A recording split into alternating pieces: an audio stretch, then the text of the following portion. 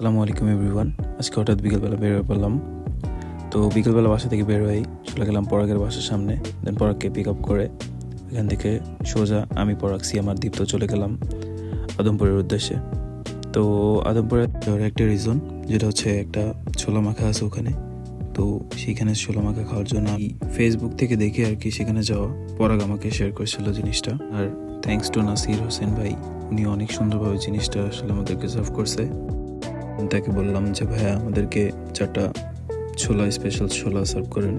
তো সাথে সাথে সে সুন্দরভাবে জিনিসটা সার্ভ করলো সব কিছু দিয়ে।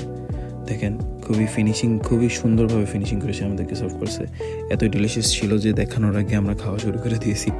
যে সিয়াম এই যে দীপ্ত বলতেছে যে হ্যাঁ বেস্ট, আমার কাছে অনেক জোস লাগছে জিনিসটা। আর টেস্টের কথা কি বলবো, দিস ইজ দ্য বেস্ট ছোলা আই এভার হ্যাড।